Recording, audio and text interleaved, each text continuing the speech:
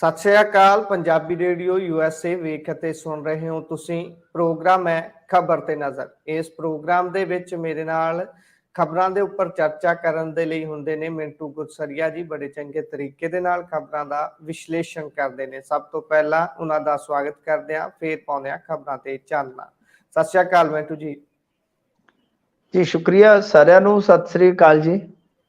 ਜੀ ਸੋ ਕੀ ਅਪਡੇਟਸ ਨੇ ਇਹਨਾਂ ਦੇ ਵੱਲ ਆਪਾਂ ਵੱਧਦੇ ਹਾਂ। ਤੇ ਸਭ ਤੋਂ ਪਹਿਲੀ ਖਬਰ ਜਿਹੜੀ ਆ ਰਹੀ ਹੈ, ਕਹਿੰਦੇ ਨਿਤਿਸ਼ ਦੇ ਸਹਿਯੋਗੀ ਦਲ ਨੇ ਵੀ ਬਾਹੂਬਲੀ ਦੀ ਰਿਹਾਈ ਦਾ ਵਿਰੋਧ ਕੀਤਾ ਹੈ ਜੀ। ਦੇਖੋ, ਇਹ ਪਹਿਲਾਂ ਬਿਲਕਿਸ ਬਾਨੋ ਦੇ ਜਿਹੜੇ ਦੋਸ਼ੀ ਸੀ ਉਹਨਾਂ ਨੂੰ ਰਿਹਾਈ ਦੇਣ ਦਾ ਜਿਹੜਾ ਮਾਮਲਾ ਸੀ ਉਹ ਬਹੁਤ ਭਖਿਆ। ਉਸ ਤੋਂ ਬਾਅਦ ਇਹ ਮਾਮਲਾ ਜੇ ਅੱਜ ਦੀ ਤਾਰੀਖ 'ਚ ਤੁਸੀਂ ਦੇਖੋਗੇ ਤਾਂ ਸੁਪਰੀਮ ਕੋਰਟ ਦੇ ਵਿੱਚ ਆ। ਤਾਂ ਉਸ ਤੋਂ ਬਾਅਦ ਹੋਇਆ ਕਿ ਜਿਹੜੇ ਲੋਕ ਮੁਖਾਲਫਤ ਕਰਦੇ ਸਨ ਉਸ ਵੇਲੇ, ਉਹ ਵੀ ਹੁਣ ਉਸੇ ਰਾਹ ਤੁਰੇ ਲੱਗਦਾ ਆ। ਕਿਉਂਕਿ ਬਿਹਾਰ ਦੇ ਵਿੱਚ ਹੋਇਆ ਕੀ ਆ ਕਿ ਇਹਨਾਂ ਨੇ ਜੋ ਆਨੰਦ ਮੋਹਨ ਆ ਉਸਨੂੰ ਰਿਹਾਈ ਦੇ ਦਿੱਤੀ ਆ। ਆਨੰਦ ਮੋਹਨ ਉਹ ਬੰਦਾ ਆ ਜਿਸ ਬੰਦੇ ਨੇ ਇੱਕ ਤਰ੍ਹਾਂ ਨਾਲ ਕਹਿ ਲਓ ਕਿ ਬਹੁਤ ਘਿਨਾਉਣਾ ਕੰਮ ਕੀਤਾ ਸੀਗਾ। ਅਸਲ ਦੇ ਵਿੱਚ ਕੀ ਸੀਗਾ ਕਿ ਇੱਕ DC ਸਨ ਉਸ ਵੇਲੇ ਆਪਣਾ ਇੱਥੇ, ਵੈਸੇ ਉਦਾਂ ਡਿਸਟ੍ਰਿਕਟ ਮੈਜਿਸਟ੍ਰੇਟ ਵੀ ਕਹਿ ਦਿੰਦੇ ਆ, ਡਿਪਟੀ ਕਮਿਸ਼ਨਰ ਵੀ ਕਹਿ ਦਿੰਦੇ ਆ, ਬਾਹਰ ਕਲੈਕਟਰ ਵੀ ਕਹਿ ਦਿੰਦੇ ਆ। ਤਾਂ ਇੱਥੇ ਹੋਇਆ ਕੀ ਸੀਗਾ ਕਿ ਬਿਹਾਰ ਦੇ ਵਿੱਚ ਛੋਟਨ ਸ਼ੁਕਲਾ ਹੁੰਦਾ ਸੀਗਾ, ਇੱਕ ਗੈਂਗਸਟਰ ਜਿਹੜਾ ਕਿ ਆਨੰਦ ਮੋਹਨ ਦਾ ਸਾਥੀ ਸੀਗਾ। ਉਸਨੂੰ ਮਾਰ ਦਿੱਤਾ ਗਿਆ ਸੀਗਾ। ਤੇ ਜਦੋਂ ਉਹਦੇ ਵਿਰੋਧ ਦੇ ਵਿੱਚ ਇਹ ਮੁਜ਼ਾਹਰਾ ਕਰ ਰਹੇ ਸਨ ਤੇ ਇਹ ਜਿਹੜੇ ਕ੍ਰਿਸ਼ਨਈਆ ਜੀ ਸੀਗੇ ਜਿਹੜੇ DC, ਤਾਂ ਉਹ ਕੋਲੋਂ ਗੁਜ਼ਰੇ ਸੀ, ਕਿਤੇ ਉਹ ਲੰਘੇ ਤੇ ਉੱਥੋਂ ਫਿਰ ਭੀੜ ਨੇ ਹਮਲਾ ਕੀਤਾ ਤੇ ਉਹਨਾਂ ਨੂੰ ਮਾਰ ਦਿੱਤਾ। ਅਸਲ ਦੇ ਵਿੱਚ ਇੱਕ ਨਾਲ ਹੋਰ ਜਾਤੀ ਐਂਗਲ ਵੀ ਜੁੜਦਾ, ਕਿਉਂਕਿ ਉਹ ਮਤਲਬ ਕਿ ਜੋ ਤਥਾ ਕਥਿਤ ਇਹ ਬਣਾਇਆ ਹੋਇਆ ਹੈ ਅਖੌਤੀ ਸਿਸਟਮ, ਤੁਹਾਨੂੰ ਪਤਾ ਹੀ ਹੈ, ਜਾਤ ਸਿਸਟਮ, ਤਾਂ ਉਹਦੇ ਵਿੱਚ ਉਹ ਜਿਹੜੇ ਆ ਉਹ ਛੋਟੀ ਜਾਤੀ ਤੋਂ ਆਉਂਦੇ ਸਨ। ਤਾਂ ਬਈ ਉਹਦਾ ਮਸਲਾ ਜਿਹੜਾ ਆਜ਼ਾਦ ਦਾ ਵੀ ਉਹ ਵੀ ਜੁੜਦਾ ਨਾਲ ਕਿ ਇਹ ਬਈ ਜੋ ਪਛੜੀਆਂ ਸ਼੍ਰੇਣੀਆਂ ਨੇ, ਪਛੜੇ ਵਰਗ ਨੇ, ਉਹਨਾਂ ਦੇ ਨਾਲ ਇਸ ਤਰ੍ਹਾਂ ਦਾ ਸਲੂਕ ਕੀਤਾ ਜਾਂਦਾ ਹੈ ਕਿ ਉਹ ਮਤਲਬ ਕਿ ਕਿਤੇ ਨਾ ਕਿਤੇ ਉਸ ਹੰਕਾਰ, ਜਾਤੀਵਾਦ ਦਾ ਜਿਹੜਾ ਹੰਕਾਰ ਆ ਤੇ ਉਹਦੇ ਚੱਲਦਿਆਂ ਵੀ ਇਹ ਸਾਰਾ ਕੁਛ ਹੋਇਆ। ਮਤਲਬ ਕਿ ਦੋ ਚੀਜ਼ਾਂ ਨਾਲ ਜੁੜਦੀਆਂ ਸਨ, ਇੱਕ ਗੁੰਡਾਗਰਦੀ, ਇੱਕ ਜਾਤੀਵਾਦ ਵੀ। ਇਹ ਇਸ ਸਾਰੇ ਘਟਨਾਕ੍ਰਮ ਦਾ ਪਿਛੋਕੜ ਹੈ 1994 ਦੀ ਇਹ ਗੱਲ ਆ। ਉਸ ਤੋਂ ਬਾਅਦ ਇਹ ਜਿਹੜਾ ਸੀਗਾ ਆਨੰਦ ਮੋਹਨ, ਇਹਦੀ ਵਾਈਫ ਤੇ ਇੱਕ ਹੋਰ ਜਿਹੜਾ ਛੋਟਨ ਸ਼ੁਕਲਾ ਦਾ ਭਰਾ ਸੀਗਾ ਮੁੰਨਾ ਸ਼ੁਕਲਾ, ਇਹਨਾਂ ਸਾਰਿਆਂ ਤੇ ਮੁਕੱਦਮਾ ਪਿਆ, ਮੁਕੱਦਮਾ ਚੱਲਿਆ ਤੇ ਇਹਨੂੰ ਫਾਂਸੀ ਹੋ ਗਈ ਸੀ ਆਨੰਦ ਮੋਹਨ ਨੂੰ, ਤੇ ਬਾਅਦ ਦੇ ਵਿੱਚ ਉਹ ਫਾਂਸੀ ਟੁੱਟ ਗਈ ਸੀਗੀ। ਇਸਨੂੰ ਮਤਲਬ ਕਿ ਫਾਂਸੀ ਦੀ ਸਜ਼ਾ ਸੁਣਾਈ ਗਈ ਸੀ। ਇਹਦੀ ਪਤਨੀ ਜਿਹੜੀ ਲਵਲੀ ਆਨੰਦ ਤੇ ਜਿਹੜਾ ਉਹ ਮੁੰਨਾ ਸ਼ੁਕਲਾ ਜੀ ਤੇ ਵਿਜੇ ਕੁਮਾਰ ਸ਼ੁਕਲਾ ਵੈਸੇ ਉਹਦਾ ਨਾਮ ਸੀਗਾ, ਇਹਨਾਂ ਨੂੰ ਉਮਰ ਕੈਦ ਦੀ ਸਜ਼ਾ ਦਿੱਤੀ ਗਈ ਸੀ। ਤਾਂ 12 ਦੇ ਵਿੱਚ ਸੁਪਰੀਮ ਕੋਰਟ ਨੇ ਆਨੰਦ ਮੋਹਨ ਦੀ ਫਾਂਸੀ ਦੀ ਸਜ਼ਾ ਜਿਹੜੀ ਉਹ ਤੋੜ ਦਿੱਤੀ ਸੀਗੀ। ਹੁਣ ਇਹਨਾਂ ਨੇ ਕੀ ਕੀਤਾ ਆ ਕਿ ਇੱਕ ਜੇਲ੍ਹ ਮੈਨੂਅਲ ਦਾ ਨਿਯਮ ਜਿਹੜਾ ਸੀਗਾ ਉਹਨੂੰ ਬਦਲ ਕੇ ਉਹਦੀ ਰਿਹਾਈ ਕਰ ਦਿੱਤੀ ਗਈ ਹੈ ਆਨੰਦ ਮੋਹਨ ਦੀ। ਕਿਉਂਕਿ ਕੁਛ ਦਿਨ ਪਹਿਲਾਂ ਮੰਗਣਾ ਸੀ ਇਹਦੇ ਬੇਟੇ ਦਾ, ਉਦੋਂ 1 ਰੋਜ਼ਾ ਸ਼ਾਇਦ ਰਿਹਾਈ ਸੀ ਜਾਂ ਕੁਛ 2-4 ਦਿਨ ਦੀ ਰਿਹਾਈ ਸੀ, ਮੈਨੂੰ ਪੱਕਾ ਨਹੀਂ ਪਤਾ। ਉਹ ਇੱਕ ਫਾਰਮੈਲਿਟੀ ਕਰਕੇ ਉਸ ਤੋਂ ਬਾਅਦ ਜੇਲ੍ਹ ਦੇ ਵਿੱਚ ਵਾਪਸੀ ਕਰਾ ਕੇ ਤੇ ਤੜਕੇ 4 ਵਜੇ ਇਸਨੂੰ ਰਿਹਾ ਕਰ ਦਿੱਤਾ ਗਿਆ, ਸਵੇਰੇ ਸੂਰਜ ਚੜ੍ਹਨ ਤੋਂ ਪਹਿਲਾਂ ਹੀ, ਕਿ ਮੀਡੀਆ ਵਾਲੇ ਵੀ ਨਾ ਵੇਖਣ।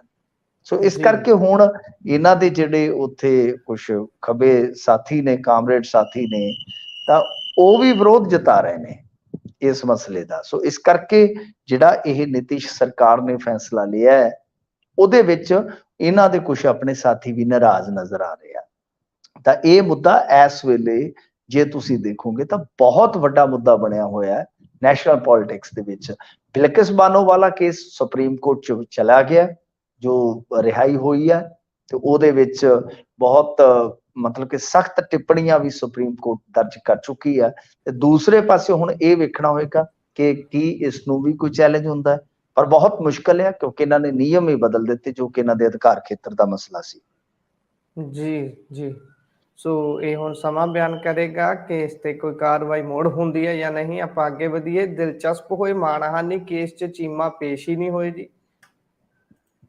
ਦੇਖੋ ਇਹ ਕੇਸ ਜਿਹੜਾ ਸੀਗਾ ਉਹ ਕੀਤਾ ਸੀਗਾ ਮੋਗਾ ਦੇ ਜਿਹੜੇ ਹੈਗੇ ਨੇ ਡਾਕਟਰ ਹਰਜੋਤ ਕਮਲ, ਉਹਨਾਂ ਵੱਲੋਂ ਇਹ ਕੇਸ ਦਰਜ ਕਰਾਇਆ ਗਿਆ ਸੀਗਾ। ਮਾਨਹਾਨੀ ਦਾ ਕੇਸ ਸੀਗਾ, ਵਿੱਤ ਮੰਤਰੀ ਹਰਪਾਲ ਚੀਮਾ ਖਿਲਾਫ ਇਹ ਡੈਫਾਮੇਸ਼ਨ ਦਾ ਕੇਸ ਚੱਲਦਾ ਹੈ। ਤੇ ਜੀ ਦਰਅਸਲ ਗੱਲ ਕੀ ਸੀਗੀ ਕਿ ਇਹ ਜਿਹੜੀ ਸੁਣਵਾਈ ਕੱਲ ਹੋਣੀ ਸੀਗੀ ਤਾਂ ਉਹਦੇ ਵਿੱਚ ਇਹ ਪਹੁੰਚੇ ਨਹੀਂ। ਹੁਣ 12 ਮਈ ਨੂੰ ਇਹ ਸੁਣਵਾਈ ਜਿਹੜੀ ਆ ਦੁਬਾਰਾ ਮੁਕਰਰ ਕੀਤੀ ਗਈ ਆ। ਗੱਲ ਇਹ ਆ ਕਿ ਦੇਖੋ ਇਹਨਾਂ ਨੇ ਇੱਕ ਪ੍ਰੈਸ ਕਾਨਫਰੰਸ ਕੀਤੀ ਸੀਗੀ 10 ਜੂਨ 2020 ਜਦੋਂ ਕੋਵਿਡ ਚੱਲ ਰਿਹਾ ਸੀਗਾ। ਪ੍ਰੈਸ ਕਾਨਫਰੰਸ ਕਰਕੇ ਚੀਮਾ ਸਾਹਿਬ ਨੇ ਹਰਜੋਤ ਕਮਲ ਉੱਤੇ NH 105 ਜਿਹੜਾ ਬੀ ਬਾਈਪਾਸ ਇਹਦੀ ਜ਼ਮੀਨ ਐਕਵਾਇਰ ਪ੍ਰੋਜੈਕਟ ਦੇ ਵਿੱਚ ਕੁਝ ਕਥਿਤ ਘਪਲੇਬਾਜ਼ੀ ਦਾ ਦੋਸ਼ ਲਾਇਆ ਸੀਗਾ। ਤਾਂ ਉਸ ਤੋਂ ਬਾਅਦ ਡਾਕਟਰ ਹਰਜੋਤ ਕਮਲ ਨੇ ਇਹਨਾਂ ਤੇ ਪਾ ਦਿੱਤਾ ਸੀਗਾ ਕੇਸ। ਹੁਣ ਇਹ ਕੱਲ ਆਏ ਨਹੀਂ ਹੈ, ਪਰ 12 ਮਈ ਨੂੰ ਫਿਰ ਸੁਣਵਾਈ ਹੋਏਗੀ। ਪਰ ਇਹ ਕਹਾਣੀ ਦਿਲਚਸਪ ਇਸ ਕਰਕੇ ਹੋ ਗਈ ਕਿਉਂਕਿ ਚੀਮਾ ਸਾਹਿਬ ਉਦੋਂ ਵਿਰੋਧੀ ਧਿਰ ਦੇ ਆਗੂ ਸਨ ਤੇ ਅੱਜ ਕੱਲ ਚੀਮਾ ਸਾਹਿਬ ਜਿਹੜੇ ਨੇ ਉਹ ਹੈਗੇ ਨੇ ਸੱਤਾਧਾਰੀ ਧਿਰ ਦੇ ਆਗੂ, ਤੇ ਆਗੂ ਵੀ ਆਗੂ ਨੰਬਰ 2, ਇਹ 2 ਨੰਬਰ ਦੇ ਆਗੂ ਸਮਝੇ ਜਾਂਦੇ ਨੇ ਸਰਕਾਰ 'ਚ।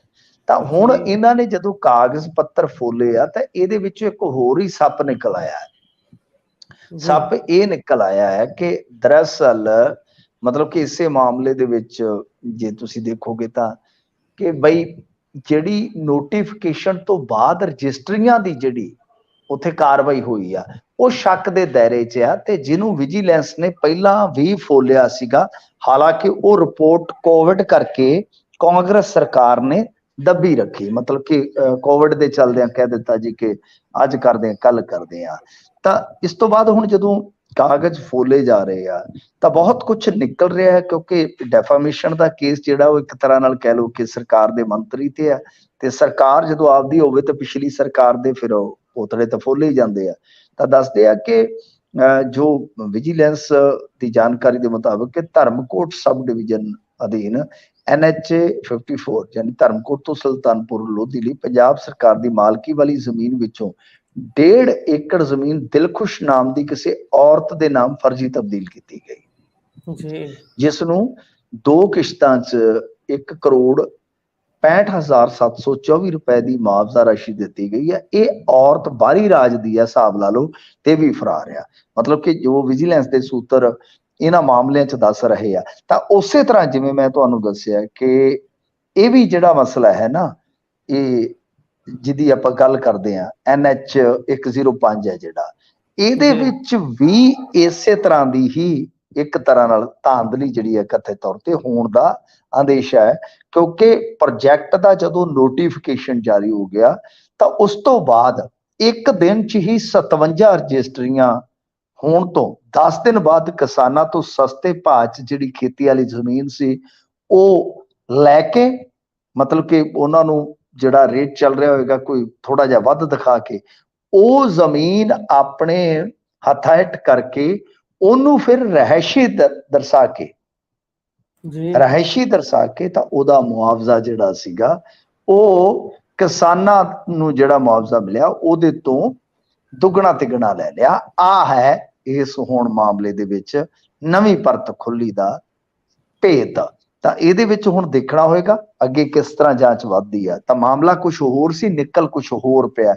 ਵੈਸੇ ਇਸ ਤਰ੍ਹਾਂ ਦਾ ਘੁਟਾਲਾ ਜਿਹੜਾ ਉਹ ਅੱਗੇ ਹੁਸ਼ਿਆਰਪੁਰ ਦੇ ਵਿੱਚ ਇਸ ਤਰ੍ਹਾਂ ਵਾਪਰਿਆ ਸੀਗਾ ਲੈਂਡ ਘੁਟਾਲਾ, ਤਾਂ ਉਹ ਬਿਲਕੁਲ ਇਸੇ ਹੀ ਤਰਜ਼ ਅਮਲ ਦਾ ਸੀਗਾ। ਤਾਂ ਉਹਦੇ ਵਿੱਚ ਵੀ ਬਹੁਤ ਕਸੂਤੇ ਫਸ ਗਏ ਸਨ, ਤਾਂ ਇੱਥੇ ਵੀ ਮਾਮਲਾ ਗੜਬੜ ਹੈ ਜੀ। ਸੋ ਇਹ ਤਾਂ ਹੁਣ ਸਮਾਂ ਬਿਆਨ ਕਰੂਗਾ ਕਿ ਉਲਟੇ ਕਿੰਨੇ ਕੁ ਫਸਦੇ ਨੇ ਹੁਣ। ਪਰ ਆਪਾਂ ਅੱਗੇ ਵਧੀਏ। ਫਰਜ਼ੀ ਪਾਸਪੋਰਟ ਸਕੈਮ ਖੁੱਲ ਗਿਆ ਜੀ, ਇਹ ਕਿਵੇਂ ਖੁੱਲਿਆ? ਦੇਖੋ ਜਿਹੜਾ ਫਰਜ਼ੀ ਪਾਸਪੋਰਟ ਸਕੈਮ ਖੁੱਲਿਆ, ਜਿਹੜੀਆਂ ਇਹਨਾਂ ਨੇ ਗ੍ਰਿਫਤਾਰੀਆਂ ਕੀਤੀਆਂ ਨੇ, ਓਂਕਾਰ ਸਿੰਘ, ਪ੍ਰਭਜੋਤ, ਸੁਖਜਿੰਦਰ, ਇਹ 3 ਬੰਦੇ ਕੱਲ ਫੜ ਕੇ ਇਹਨਾਂ ਨੇ ਜਾਣਕਾਰੀ ਦਿੱਤੀ ਆ ਕਿ ਬਈ ਇਹ ਓਂਕਾਰ ਸਿੰਘ ਸੀਗਾ ਜਿਹੜਾ, ਵੈਸੇ ਬੇਸਿਕਲੀ ਤਾਂ ਸੁਖਜਿੰਦਰ ਸਿੰਘ ਤੇ ਜ਼ਿਆਦਾ ਚਰਚਾ ਹੋਈ ਹੈ, ਸ਼ਾਰਪੀ ਘੁੰਮਣ ਜਿਸ ਨੂੰ ਕਿਹਾ ਗਿਆ। ਤਾਂ ਇਹ ਦੂਸਰੇ ਪਾਸੇ ਜਿਹੜਾ ਜਲੰਧਰ ਦਾ ਹੈ ਓਂਕਾਰ ਸਿੰਘ ਤੇ ਇੱਕ ਯੂਪੀ ਦਾ ਜਿਹੜਾ ਪ੍ਰਭਜੋਤ, ਇਹ ਕਹਿੰਦੇ ਆ ਕਿ ਅਸਲ ਦੇ ਵਿੱਚ ਜੋ ਇਹ ਓਂਕਾਰ ਸਿੰਘ ਸੀਗਾ ਇਹ ਮਤਲਬ ਕਿ ਚਲਾਉਂਦਾ ਸੀਗਾ ਕੰਮਕਾਰ ਜ਼ਿਆਦਾਤਰ ਪਾਸਪੋਰਟ ਵਗੈਰਾ ਦਾ, ਯਾਨੀ ਕਹਿ ਸਕਦੇ ਤੁਸੀਂ ਕਿ ਫਰਜ਼ੀ ਕਾਗਜ਼ਾਤ ਵਗੈਰਾ ਜਿਹੜੇ ਸੀਗੇ। ਤਾਂ ਇਹ ਟਰੈਵਲ ਏਜੰਟੀ ਦਾ ਵੀ ਕੰਮ ਕਰਦਾ ਸੀਗਾ। ਤਾਂ ਹੁਣ ਇਹ ਜਿਹੜਾ ਮਾਮਲਾ ਖੁੱਲਿਆ ਉਹ ਇਸ ਤਰ੍ਹਾਂ ਖੁੱਲਿਆ ਕਿ ਕੁਝ ਦਿਨ ਪਹਿਲਾਂ ਇਹਨਾਂ ਨੇ ਇੱਕ ਮੈਕਸੀਕੋ ਦੇ ਵਿੱਚ ਗੈਂਗਸਟਰ ਜਿਹੜਾ ਸੀਗਾ ਉਹ ਡਿਟੇਨ ਕੀਤਾ ਸੀ, ਫਿਰ ਉਹਦੀ ਹਵਾਲਗੀ ਹੋ ਗਈ ਸੀ। ਉਹਦਾ ਨਾਮ ਸੀਗਾ ਦੀਪਕ ਬੌਕਸਰ। ਜਦੋਂ ਦੀਪਕ ਬੌਕਸਰ ਨੂੰ ਇਹਨਾਂ ਨੇ ਇੰਡੀਆ 'ਚ ਲਿਆਂਦਾ, ਉਸ ਤੋਂ ਬਾਅਦ ਪੁੱਛਗਿੱਛ ਹੋਈ ਤਾਂ ਉਸ ਤੋਂ ਬਾਅਦ ਫਿਰ ਤਾਰਾਂ ਜਿਹੜੀਆਂ ਨੇ ਉਹ ਏਦਾਂ ਜੁੜੀਆਂ ਪੰਜਾਬ ਦੇ ਵਿੱਚ। ਸੋ ਇਹ ਕਹਾਣੀ ਜਿਹੜੀ ਆ ਉਹ ਇਨਸਾਈਡ ਇਹੋ ਆ ਕਿ ਬਾਕਸਰ ਤੋਂ ਬਾਅਦ ਹੀ ਪਤਾ ਲੱਗਿਆ ਕਿ ਅਸਲ ਦੇ ਵਿੱਚ ਇਹ ਸਾਰਾ ਕੁਝ ਕਿੱਦਾਂ ਚੱਲ ਰਿਹਾ ਸੀਗਾ। ਹੁਣ ਇਹ ਕਹਿੰਦੇ ਨੇ ਕਿ ਓਂਕਾਰ ਨੇ ਪਹਿਲਾਂ ਵੀ ਵੀਨਾ ਬੁੱਟਰ ਜਿਹੜਾ ਹੁੰਦਾ ਸੀਗਾ ਤੇ ਇੱਕ ਟਾਰਗੇਟ ਕਿਲਿੰਗ ਦਾ ਕੋਈ ਦੋਸ਼ੀ ਸੀਗਾ ਖੱਟੂ, ਇਹਨਾਂ ਨੂੰ ਫਰਜ਼ੀ ਪਾਸਪੋਰਟ ਬਣਾ ਕੇ ਦਿੱਤੇ ਸੀਗੇ। ਤੇ ਉਸ ਤੋਂ ਬਾਅਦ ਜਿਹੜਾ ਪ੍ਰਭਜੋਤ ਹੈ ਉਹਦੇ ਬਾਰੇ ਕਿਹਾ ਗਿਆ ਕਿ ਇਹਦੇ ਇੱਕ ਸਾਥੀ ਹੈਗਾ ਕੋਈ ਚਰਨਜੀਤ ਬਰੇਲੀ, ਤੇ ਜਿਹਨੂੰ ਦਿੱਲੀ ਪੁਲਿਸ ਨੇ ਗ੍ਰਿਫਤਾਰ ਕੀਤਾ ਸੀਗਾ, ਇਸ ਨੇ ਫਿਰ ਦੀਪਕ ਬੌਕਸਰ ਦਾ ਵੀ ਫਰਜ਼ੀ ਪਾਸਪੋਰਟ ਬਣਾਇਆ ਹੈ। ਤਾਂ ਤੁਸੀਂ ਮਤਲਬ ਕਿ ਸਮਝ ਗਏ ਹੋਵੋਗੇ ਕਿ ਇਹ ਸਾਰੀ ਕਹਾਣੀ ਕਿੱਦਾਂ ਚੱਲਦੀ ਹੈ। ਤਾਂ ਸੁਖਜਿੰਦਰ ਸ਼ਾਰਪੀ ਘੁੰਮਣ ਤੇ ਜਿਹੜਾ ਹੈ ਨਾ, ਉਹ ਇਹ ਦੋਸ਼ ਹੈ ਕਿ ਗੈਂਗਸਟਰ ਹੈਰੀ ਚੱਠਾ ਦਾ ਜਿਹੜਾ ਨਜ਼ਦੀਕੀ ਹੈ ਕੋਈ ਦੀਪੂ, ਉਹਦਾ ਪਾਸਪੋਰਟ ਬਣਾਇਆ ਸੀਗਾ। ਮਤਲਬ ਕਿ ਤਿੰਨਾਂ ਦੀ ਭੂਮਿਕਾ ਕੁਝ ਇਸ ਤਰ੍ਹਾਂ ਡਿਫਾਈਨ ਕੀਤੀ ਗਈ ਆ। ਪਰ ਦਰਅਸਲ ਇਹ ਮਸਲਾ ਜਿਹੜਾ ਉਹ ਦੀਪਕ ਬੌਕਸਰ ਦੀ ਗ੍ਰਿਫਤਾਰੀ ਤੋਂ ਬਾਅਦ ਹੀ ਖੁੱਲਿਆ ਤੇ ਹੁਣ ਪੰਜਾਬ ਪੁਲਿਸ ਆਪਣੇ ਢੰਗ ਨਾਲ ਇਹਨੂੰ ਪੇਸ਼ ਕਰ ਰਹੀ ਹੈ ਜਾਂ ਜਾਂਚ ਪੜਤਾਲ ਕਰ ਰਹੀ ਆ। ਹੁਣ ਵੇਖਣ ਵਾਲੀ ਗੱਲ ਇਹ ਹੋਏਗੀ ਕਿ ਬੀਤੇ ਦਿਨੀ ਜਿਹੜੀ ਉਹ ਇੱਕ ਵੀਡੀਓ ਵਾਇਰਲ ਹੋਈ ਸੀ ਜਿਹਦੇ ਚ ਲਾਰੈਂਸ ਦਾ ਭਰਾ ਕਰਨ ਔਜਲਾ ਨਾਲ ਨਜ਼ਰ ਆਇਆ ਸੀਗਾ, ਤਾਂ ਕਿ ਉਸ ਐਂਗਲ ਤੋਂ ਵੀ ਕੋਈ ਜਾਂਚ ਪੜਤਾਲ ਕੀਤੀ ਜਾਂਦੀ ਹੈ, ਕਿਉਂਕਿ ਜਿਹੜਾ ਸ਼ਾਰਪੀ ਘੁੰਮਣ ਆ ਇਹਦੀ ਕਰਨ ਔਜਲਾ ਨਾਲ ਬਹੁਤ ਗੁੱਡਵਿਲ ਹੈ ਤੇ ਕੁਝ ਮੀਡੀਆ ਰਿਪੋਰਟਾਂ ਤੇ ਵੀ ਦਾਅਵਾ ਕਰਦੀਆਂ ਕਿ ਮੈਨੇਜਮੈਂਟ ਦਾ ਕੰਮ ਵੀ ਇਹ ਸੰਭਾਲਦਾ ਸੀਗਾ। ਸੋ ਇਹ ਹੁਣ ਦੇਖਣਾ ਹੋਏਗਾ, ਕਿਉਂਕਿ ਕੱਲਾ ਫਰਜ਼ੀ ਪਾਸਪੋਰਟ ਵਾਲਾ ਨਹੀਂ, ਫਰਜ਼ੀ ਪਾਸਪੋਰਟ ਵਾਲਾ ਤਾਂ ਬਹੁਤ ਤਗੜਾ ਰੈਕਟ ਸੀਗਾ। ਉਹਦੇ ਵਿੱਚ ਤਾਂ ਪਹਿਲਾਂ ਵੀ ਗ੍ਰਿਫਤਾਰੀਆਂ ਹੋਈਆਂ, ਹੁਣ ਵੀ ਹੋ ਗਈਆਂ, ਗਾਹ ਵੀ ਹੋ ਸਕਦੀਆਂ ਨੇ, ਕਿਉਂਕਿ ਬਹੁਤ ਤਕੜਾ ਹੈ। ਤੇ ਜ਼ਿਆਦਾਤਰ ਗੈਂਗਸਟਰ ਜਿਹੜੇ ਭੱਜੇ ਨੇ ਉਹ ਇਸੇ ਤਰ੍ਹਾਂ ਹੀ ਭੱਜੇ ਨੇ ਫਰਜ਼ੀ ਪਾਸਪੋਰਟਾਂ ਤੇ। ਤਾਂ ਹੋ ਸਕਦਾ ਕਿ ਉਹ ਤਾਂ ਗ੍ਰਿਫਤਾਰੀਆਂ ਹੋਰ ਵੀ ਹੋ ਜਾਣ। ਤਾਂ ਕੁਝ ਲੋਕ ਇਸ ਨੂੰ ਉਸ ਵੀਡੀਓ ਨਾਲ ਵੀ ਜੋੜ ਕੇ ਵੇਖ ਰਹੇ ਆ ਕਿ ਪੁਲਿਸ ਜਿਹੜੀ ਹੈ ਉਹ ਹੁਣ ਵੀਡੀਓ ਵਾਲੇ ਮਾਮਲੇ ਦੇ ਵਿੱਚ ਵੀ ਹੋ ਸਕਦਾ ਹੈ ਕਿ ਕੁਝ ਜਾਣਕਾਰੀ ਹਾਸਲ ਕਰਨ ਦਾ ਯਤਨ ਕਰੇ। ਜੀ, ਪਰ ਇਹ ਕਰਨ ਔਜਲਾ ਦੇ ਨਾਲ ਜਿਹੜੇ ਕਲਾਕਾਰਾਂ ਨਾਲ ਜੋੜ ਕੇ ਇਸ ਨੂੰ ਵੇਖਿਆ ਜਾ ਰਿਹਾ। ਉੱਥੇ ਹੀ ਸ਼ਾਰਪੀ ਘੁੰਮਣ ਦਾ ਅਕਾਊਂਟ ਸੋਸ਼ਲ ਮੀਡੀਆ ਸਾਹਮਣੇ ਆਇਆ ਸੀ, ਉਸ ਦੇ ਵਿੱਚ ਬਹੁਤ ਸਾਰੇ ਸਿੰਗਰਾਂ ਦੇ ਨਾਲ ਉਹਨਾਂ ਦੀਆਂ ਤਸਵੀਰਾਂ ਸਾਹਮਣੇ ਆਈਆਂ ਨੇ, ਪਰ ਪਤਾ ਨਹੀਂ ਖਬਰਾਂ ਦਾ ਵਿਸ਼ਾ ਕਿਉਂ ਸਿਰਫ ਕਰਨ ਔਜਲਾ ਦੇ ਨਾਲ ਹੀ ਫੋਟੋ ਬਣੀ ਹੈ। ਅੱਗੇ ਵਧੀਏ, ਬੇਅਦਬੀ ਦੇ ਦੋਸ਼ੀ ਨੂੰ ਮਾਰਨ ਦੇ ਯਤਨ ਕੇਸ ਵਿੱਚ ਕੌਂਸਲਰ ਨਾਮਜ਼ਦ ਕਰ ਲਿਆ ਜੀ। ਦੇਖੋ, ਜਿਹੜਾ ਸਿੰਗਿੰਗ ਲਾਈਨ ਦੇ ਵਿੱਚ ਹੁੰਦਾ ਹੈ ਨਾ, ਉਹਦੇ ਬਹੁਤ ਸਾਰੇ ਸਿੰਗਰਾਂ ਨਾਲ ਫੋਟੋਗ੍ਰਾਫ ਹੁੰਦੇ ਨੇ, ਪਰ ਮੇਨ ਤਾਂ ਜਿੱਥੇ ਕੰਟਰੋਵਰਸੀ ਹੈ ਨਾ, ਫਿਰ ਉੱਥੇ ਜਾਏਗੀ ਸੂਈ। ਜਿਹੜਾ ਸਿੰਗਿੰਗ ਲਾਈਨ 'ਚ ਕੋਈ ਮੈਨੇਜਰ ਹੈ, ਉਹਦੀਆਂ ਤਸਵੀਰਾਂ ਉਹ ਤਾਂ ਕਿਉਂਕਿ ਹੁਣ ਬਹੁਤ ਸਾਰੇ ਆਰਟਿਸਟਾਂ ਨੂੰ ਮਿਲੇਗਾ, ਜਾਂ ਉਹਦੀ ਕਿਸੇ ਨਾਲ ਬਣਦੀ ਹੈ ਤਾਂ ਬਹੁਤ ਸਾਰੇ ਸਿੰਗਰਾਂ ਨਾਲ ਅੱਗੇ ਬਣਨੀ ਸ਼ੁਰੂ ਹੋ ਜਾਂਦੀ ਹੈ। ਤਾਂ ਗੱਲ ਮਤਲਬ ਕਿ ਇਹ ਇਸ ਪੱਖ ਤੋਂ ਗੁਰਪ੍ਰੀਤ ਜੀ ਹੁੰਦੀ ਹੈ ਕਿ ਜਿਹੜਾ ਉਹ ਵਿਆਹ ਦਾ ਬੁਕਿੰਗ ਵਾਲਾ ਕੰਮ ਆ ਜਾਂ ਕਰ ਰਿਹਾ, ਕਿ ਉਹ ਮੈਨੇਜਮੈਂਟ ਦੇ ਥਰੂ ਹੋਇਆ ਕਿ ਨਹੀਂ ਹੋਇਆ, ਪੁਲਿਸ ਇਹ ਜਾਣਨ ਦਾ ਯਤਨ ਕਰੇਗੀ। ਸੋ ਵਿਚਲੀਆਂ ਕੁੰਡੀਆਂ ਐ ਹੁੰਦੀਆਂ ਨੇ ਕਿ ਪ੍ਰੋਗਰਾਮ ਬੁੱਕ ਕਿਹਦੇ ਥਰੂ ਹੋਇਆ ਜਾਂ ਸਿੱਧਾ ਹੀ ਕੰਟੈਕਟ ਹੋਇਆ, ਪੁਲਿਸ ਲਈ ਉਹ ਇੱਕ ਵਜ਼ਾਰਤ ਹੋਏਗਾ। ਖੈਰ, ਜਿਹੜੀ ਤੁਸੀਂ ਗੱਲ ਕੀਤੀ ਆ ਮੈਂ ਉਹਦੇ ਤੇ ਆ ਜਾਣਾ। ਦਰਅਸਲ ਦੇਖੋ ਗੱਲ ਕੀ ਹੈ ਕਿ ਜੋ ਬੇਅਦਬੀ ਦੇ ਦੋਸ਼ੀ ਨੂੰ ਮਾਰਨ ਦਾ ਯਤਨ ਹੋਇਆ ਸੀਗਾ ਇੱਕ ਵਕੀਲ ਸਾਹਿਬ ਸਿੰਘ ਵੱਲੋਂ, ਤਾਂ ਉਹਦੇ 'ਚ ਹੁਣ ਇੱਕ ਅਕਾਲੀ ਕਾਉਂਸਲਰ ਨੂੰ ਨਾਮਜ਼ਦ ਕੀਤਾ ਗਿਆ।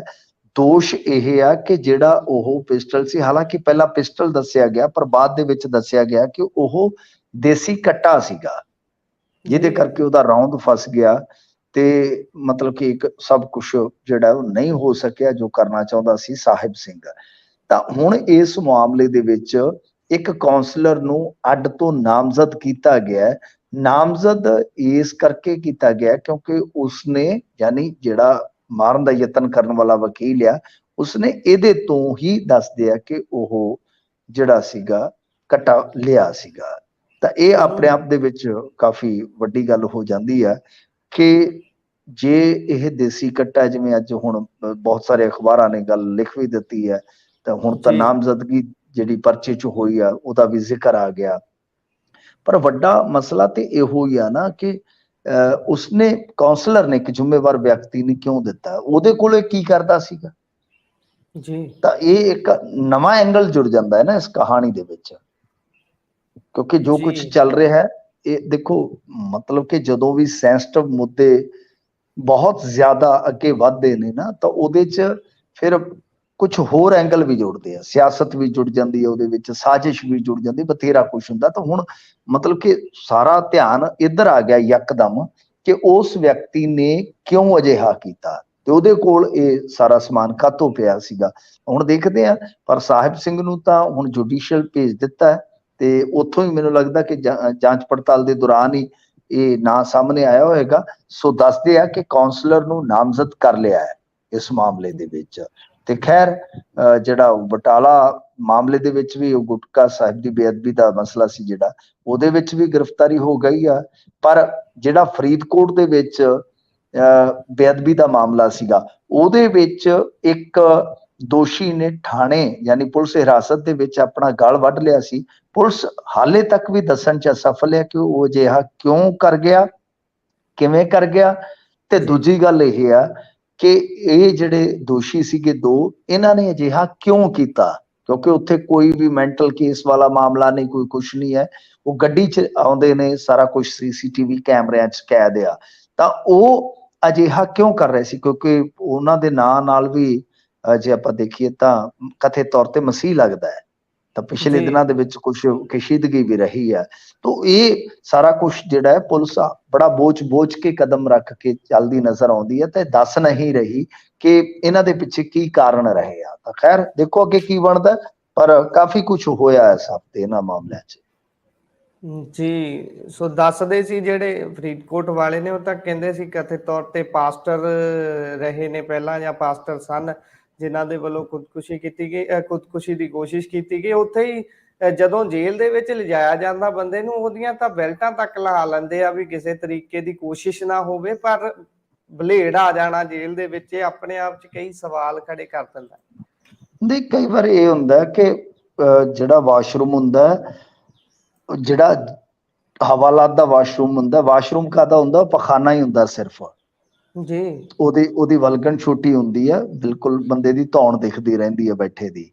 ਕਈ ਵਾਰ ਕੀ ਹੁੰਦਾ ਕਿ ਉੱਥੇ ਉਹ ਕੋਈ ਬਲੌਕੇਜ ਵਗੈਰਾ ਜੇ ਹੁੰਦੀ ਹੈ, ਤਾਂ ਉਸਨੂੰ ਬਾਹਰ ਕੱਢ ਕੇ ਜਿਹੜਾ ਸਟਾਫ ਯੂਜ਼ ਕਰਦਾ ਹੈ ਵਾਸ਼ਰੂਮ, ਟਾਇਲਟ, ਤਾਂ ਉੱਥੇ ਲਿਜਾਇਆ ਜਾਂਦਾ ਹੈ। ਹੋ ਸਕਦਾ ਉੱਥੇ ਹੋਵੇ, ਪਰ ਪੁਲਿਸ ਸਪਸ਼ਟ ਨਹੀਂ ਕਰ ਰਹੀ ਜੀ। ਤਾਂ ਗੱਲ ਇਹ ਹੁੰਦੀ ਹੈ ਕਿ ਹੁਣ ਦੇਖੋ, ਕੋਈ ਵੀ ਕੈਦੀ ਆ, ਉਹਨੇ ਰਫਾ ਹਜ਼ਤ ਵਾਸਤੇ ਜਾਣਾ ਹੈ, ਉਹਨੇ ਲੈਟਰਿਨ ਜਾਣਾ ਹੈ, ਪਿਸ਼ਾਬ ਕਰਨ ਜਾਣਾ ਹੈ, ਕਿਰਿਆ ਕਰਨ ਜਾਣਾ ਹੈ, ਤਾਂ ਉਹ ਮੰਨ ਲਓ ਹੁਣ ਬਲੌਕ ਹੋ ਗਿਆ ਹਵਾਲਾਤ ਦਾ ਪਖਾਨਾ, ਤੇ ਇਹਦਾ ਮਤਲਬ ਇਹ ਥੋੜੀ ਹੈ ਕਿ ਉਹਨੂੰ ਲਿਜਾਇਆ ਨਹੀਂ ਜਾਏਗਾ, ਵਾਂਝਿਆ ਰੱਖਿਆ ਜਾਏਗਾ।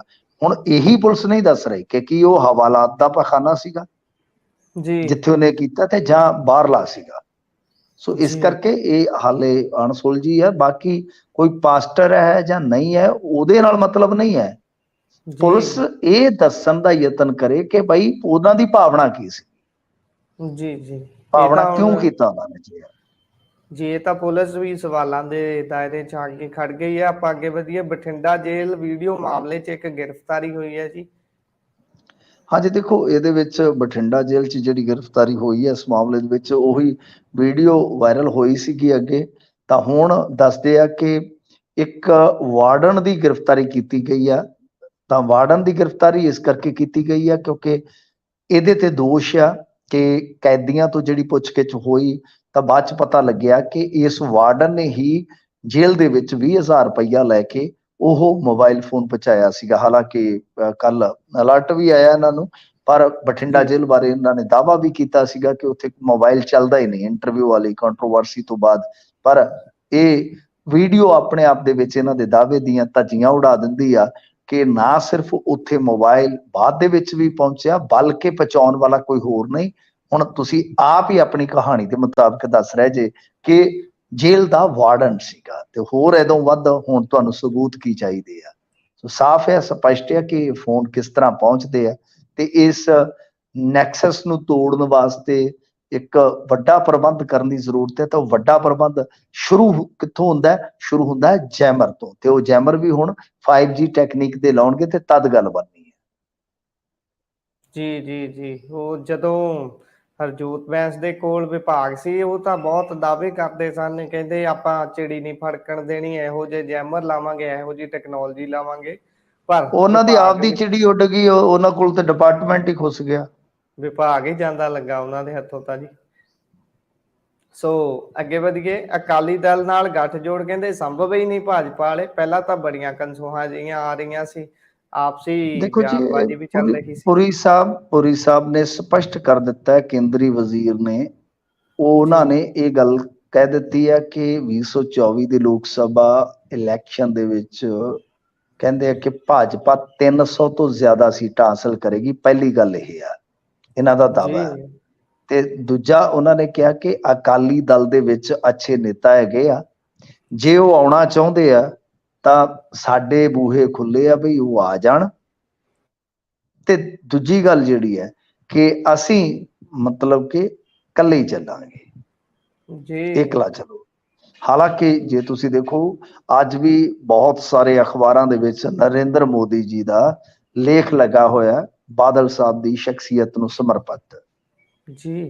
ਹਾਲਾਂਕਿ ਜਿਹੜੇ ਇਹਨਾਂ ਦੇ ਕੁਝ ਲੋਕਲ ਲੀਡਰ ਨੇ, ਜਿਵੇਂ ਸੁਰਜੀਤ ਕੁਮਾਰ ਜੈਨੀ ਜੀ ਦੇ ਬਹੁਤ ਅੱਛੇ ਤਾਲੁਕ ਰਹੇ ਨੇ, ਖਾਸ ਤੌਰ ਤੇ ਪ੍ਰਕਾਸ਼ ਸਿੰਘ ਬਾਦਲ ਦੇ ਨਾਲ, ਜਿਹੜੇ ਸਿਹਤ ਮੰਤਰੀ ਰਹੇ ਨੇ, ਉਹਨਾਂ ਤੇ ਜਾਂ ਉਹਨਾਂ ਵਰਗੇ ਕੁਝ ਨੇਤਾਵਾਂ ਦਾ ਇਹ ਵਿਜ਼ਨ ਸੀਗਾ, ਕਿਤੇ ਨਾ ਕਿਤੇ ਇਹ ਦ੍ਰਿਸ਼ਟੀਕੋਣ ਸੀਗਾ ਕਿ ਬਈ ਭਾਜਪਾ ਜਿਹੜੀ ਆ ਮੁੜ ਕੇ ਅਕਾਲੀ ਦਲ ਦੇ ਨਾਲ ਆਵੇ ਤੇ ਅਸੀਂ ਦੋਵੇਂ ਫਿਰ ਰਾਜ ਭਾਗ ਤੱਕ ਪਹੁੰਚ ਸਕਦੇ ਹਾਂ।